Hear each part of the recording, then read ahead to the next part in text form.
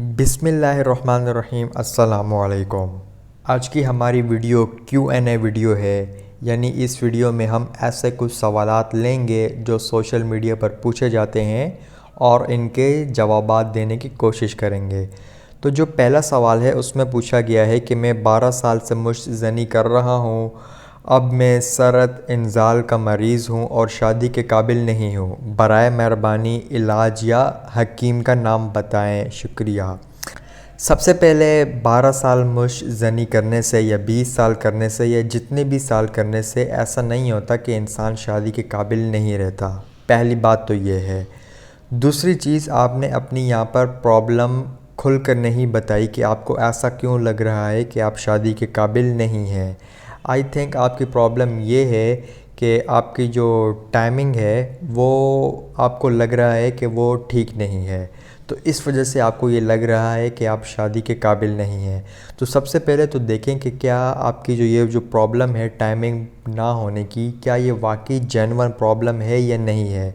क्योंकि इंसान porn videos देख के या इधर उधर से हकीमों की, जाली हकीमों की और गलत दोस्तों की बातें सुनकर अपने आप को बीमार समझता है। तो सबसे पहले देखें कि नॉर्मल टाइमिंग होती क्या है और आप उस क्राइटेरिया पर पूरा उतरते हैं या नहीं उतरते। और अगर नहीं उतरते तो आप इसका इलाज करवा सकते हैं। हकीम से भी आप बिल्कुल करवा सकते हैं, लेकिन वो देखें वो कोई हकीम जो है वो फ्रॉड ना हो, वो आपको तेल मंजन ना बेचना चाहता हो, आपसे पैसा ना कमाना चाहता हो। क्योंकि ज़्यादातर जो हकीम होते हैं उनका काम लूट मार करना होता है। तो आप देखें जिस भी हकीम पर आपको इत्मीनान हो और आपको तसल्ली हो, 100% यकीन हो कि वो फ्रॉड नहीं करेगा, आपसे पैसा नहीं कमाएगा, आप उससे इलाज करवा सकते हैं। लेकिन पहले ये ज़रूर चेक कर लें कि आपको वाकई ही टाइमिंग का मसला है या नहीं है।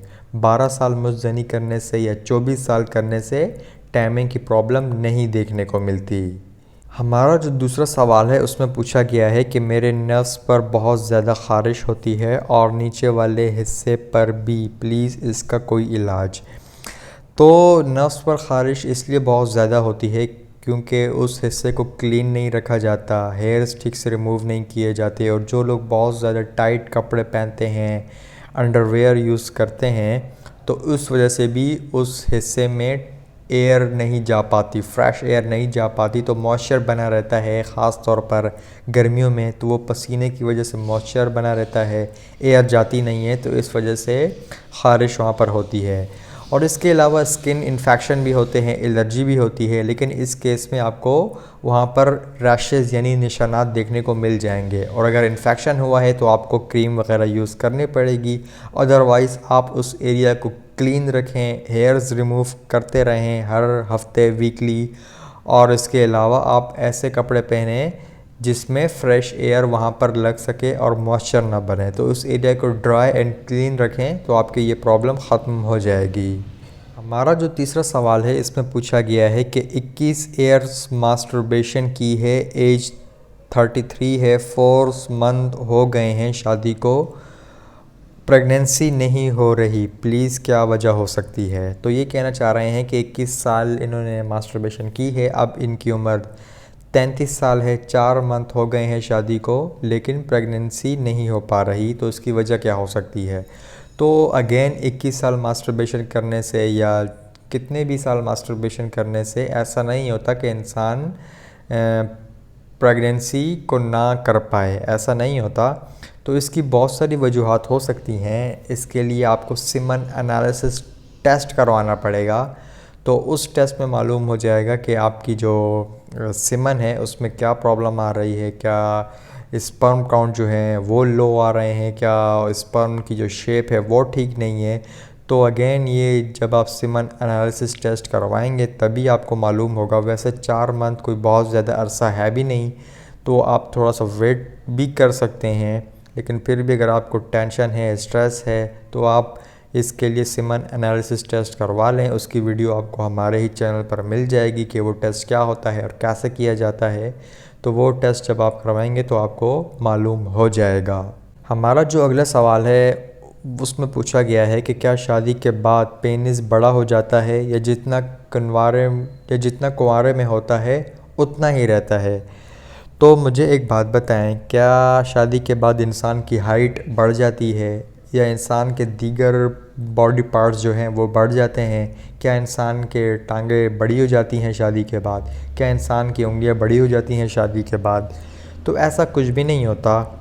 इंसान की एक एज की लिमिट होती है जहाँ तक इंसान की बॉडी ग्रो करती है, जो कि मोस्टली 20 साल या मैक्सिमम 22-23 साल तक होती है। उसके बाद इंसान की बॉडी ग्रो नहीं करती। तो यही चीज़ पेनिस पर भी अप्लाई होती है। जब तक आपकी बॉडी ग्रो करती है तो आपके पेनिस का साइज़ भी बड़ा हो जाता है, और एक एज आने के बाद ये ग्रोथ रुक जाती है, और शादी करने से इस पर कोई भी फ़र्क नहीं पड़ता।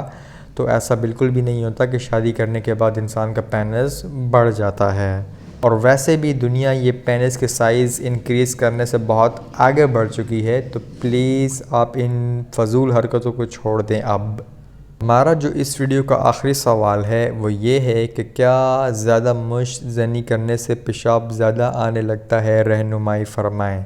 अब अगेन मुझे नहीं समझ आ रहा कि मुश्त ज़नी करने से पेशाब के ज़्यादा आने से क्या ताल्लुक़ बनता है। तो इसका कोई भी कनेक्शन नहीं बन पा रहा। अगर तो आपको बहुत ज़्यादा पेशाब आ रहा है तो ये शुगर यानी डायबिटीज़ की इलामत भी हो सकती है। अगेन हो सकता है कि आप बहुत ज़्यादा पानी भी पी रहे हों, तो ये कंफर्म बिल्कुल भी नहीं है।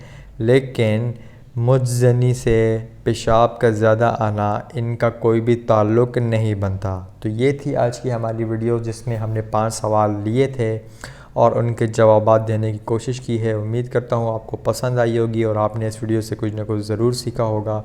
और अगर आप इसी तरह के Q&A वीडियोस चाहते हैं तो आप नीचे कमेंट्स में लिख सकते हैं। और अगर आपका कोई भी मेडिकल टॉपिक के मतलब कोई भी सवाल हो तो आप वो भी पूछ सकते हैं। और ये जो ख़ास तौर पर सेक्सुअल प्रॉब्लम जो होती हैं, इस पर हमारे चैनल पर पूरी प्लेलिस्ट मौजूद है, तो वो भी आप चेक कर सकते हैं।